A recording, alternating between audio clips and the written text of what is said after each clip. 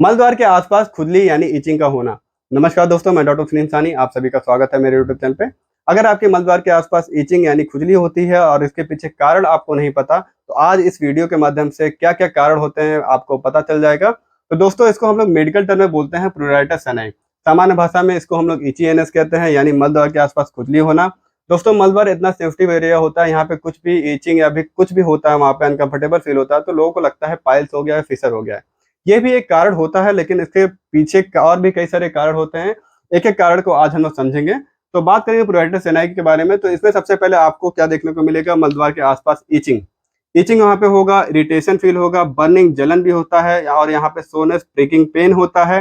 बिल्कुल मतलब ऐसा लगता है कि वहाँ पे कुछ गड़ रहा है, ऐसा लगता है। खुजली करने के कारण कई बार वहाँ पे स्क्रैचेस भी हो जाते हैं। स्क्रैचेस वहाँ पे स्किन पे जो एनल ओरिफिस का एरिया होता है, वहाँ पे स्क्रैचेस हो जाते हैं। और जो स्किन होता है वहाँ पे थिक भी हो जाता है, थोड़ा मोटा हो जाता है, उसमें पोर्स आ जाते हैं। बिल्कुल लेदरी टाइप का स्किन वहाँ पे देखने को मिलता है। बात करेंगे कॉज यानी इसके पीछे क्या कारण होता है, तो सबसे पहला कारण के बारे में बात करेंगे, वो है फंगल। जी हाँ दोस्तों, फंगल के कारण भी बहुत ही ज़्यादा लोगों को यहाँ पे इचिंग देखने को मिलती है। क्योंकि फंगल जो होता है एक टाइप का ईस्ट होता है, जिसे हम लोग बोलते हैं कैंडिडा। ये क्या होता है, ये ईस्ट जो होता है ड्यू टू मॉइस्चर, मॉइस्चर के कारण यहाँ पे क्या होता है, ये जो ईस्ट होता है जिसे हम लोग कैंडिडा बोलते हैं, ये बहुत ही ज़्यादा यहाँ पे फैल जाता है। फैल जाने के कारण यहाँ पे इचिंग होती है। फैल जाने के कारण यहाँ पे बहुत ही ज़्यादा इचिंग देखने को मिलती है। और जो एनल ओरिफिस के अराउंड जो स्किन होता है, वो उसमें थोड़े-थोड़े फोल्ड्स आ जाते हैं। इसमें फोल्ड्स आ जाते हैं। तो फंगल के कारण भी यहाँ पे इचिंग आपको देखने को मिलता है। दूसरा जो कारण होता है वो है पाइल्स। जी हाँ दोस्तों, पाइल्स में भी यहाँ पे इचिंग देखने को मिलता है, लेकिन दोस्तों पाइल्स के 4 ग्रेड होते हैं, मैंने ऑलरेडी आप लोग को बताया हुआ है। तो जनरली जो इचिंग होता है ये पाइल्स के 4th ग्रेड में देखने को मिलता है। 4th ग्रेड में क्या होता है, पाइल मास जो होता है ये मलद्वार के बाहर निकल जाता है परमानेंटली। और जो यहाँ पे पाइल मास का जो म्यूकोसा होता है, इसमें से म्यूकस का डिस्चार्ज होता रहता है। अब यहाँ म्यूकस का डिस्चार्ज होता है।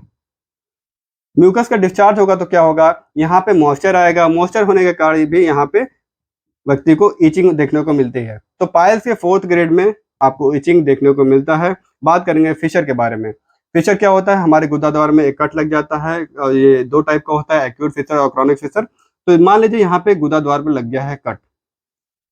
मान लीजिए यहाँ पे लग गया है कट। मान लीजिए हमारे हाथ में कहीं कट लग जाता है, तो आप नोटिस करिएगा उसमें से हल्का-हल्का एक प्लाज्मा का एक सिर्फ डिस्चार्ज होता रहता है, वहाँ पे ओजिंग होती रहती है। ठीक दोस्तों, फिशर में भी ऐसा होता है, क्योंकि यहाँ पे कट लग जाता है और कट लगने के कारण होता क्या है, यहाँ से एक हल्का-हल्का प्लाज्मा का डिस्चार्ज होता रहता है, सिर्फ डिस्चार्ज होता रहता है। तो यहाँ पे भी इसके कारण यहाँ पे इचिंग देखने को मिलता है। यहाँ पे ड्यू टू फिशर भी इचिंग देखने को मिलता है लोगों में। बात करेंगे फिस्टुला के बारे में, यानी भगंदर।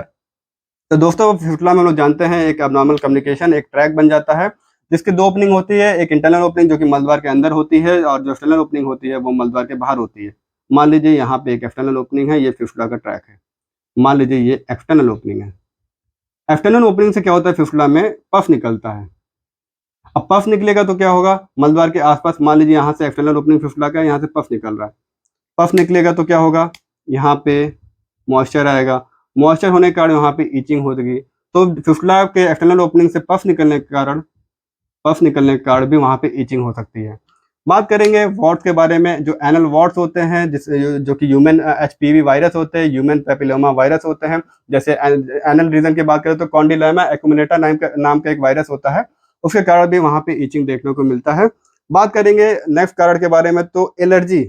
जी हाँ दोस्तों, एलर्जी भी एक कारण हो सकता है, क्योंकि कई सारे सोप ऐसे होते हैं, कई सारे पाउडर ऐसे होते हैं, कुछ ऑइंटमेंट जो लगा लिया, उसके कारण भी यहाँ पे आपको उसके कारण एलर्जी होता है। एलर्जी होने के कारण भी मलद्वार के आसपास आपको खुजली, इरिटेशन, अनकंफर्टेबल फील हो सकता है।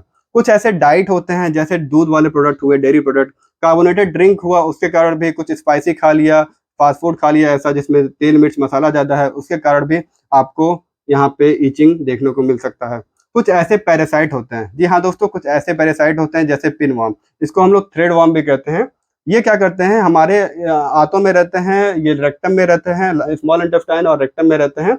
और दोस्तों ये जो पिन वर्म के कारण जो इचिंग होता है, जनरली रात को होता है, क्योंकि ये क्या करते हैं, जो पिन वर्म होते हैं रात के टाइम क्या करते हैं, ये अपने अंडे जो होते हैं एनल कैनाल के आसपास देते हैं। रेक्टम में भी होते हैं, स्मॉल इंटेस्टाइन में भी होते हैं। तो ये रात को क्या करते हैं, आते हैं एनल कैनाल के आसपास, वहां पे अंडे देते हैं अपने। तो उसके कारण इसके कारण पैरासाइट जो पिनवर्म होता है उसके कारण भी यहाँ पे ईचिंग देखने को मिलती है। और ये जो ईचिंग होती है मेनली रात के समय दोस्तों ज़्यादा देखने को मिलता है। एक बीमारी होती है स्किन की जिसे हम लोग बोलते हैं डर्मेटाइटिस, इसके कारण भी छूने से ये काफ़ी फैलती है। तो डर्मेटाइटिस के कारण भी वहाँ पे आपको ईचिंग देखने को मिल सकती है। हाइजीन, जी हाँ दोस्तों, हाइजीन बहुत इंपॉर्टेंट रोल प्ले करता है, क्योंकि जब भी आप मल त्याग करने के लिए जाएँ तो एक चीज़ मैं आपको सजेस्ट करूँगा, जब भी आप मल त्याग करने के बाद जब आएँ तो मल द्वार का एरिया जो होता है इतना सेंसिटिव हो जाता है, वहाँ पे आपको वहाँ पे मॉइस्चर नहीं होना चाहिए।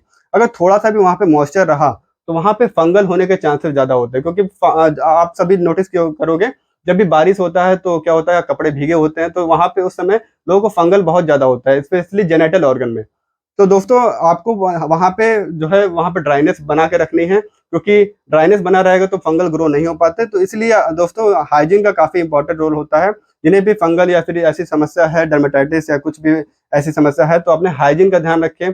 मल त्याग करने के बाद जो एनल और एरिया होता है उसको साफ सुथरा रखें, आराम से कोई सूती कपड़ा से उसको पोंछ लें, वहाँ पे नमी बिल्कुल नहीं होना चाहिए। तो ये सारे कारण होते हैं प्रोडाइटिस एनाई के, यानी इचीएनएस के। दोस्तों अगर वीडियो अच्छा लगे तो लाइक शेयर सब्सक्राइब जरूर करिएगा।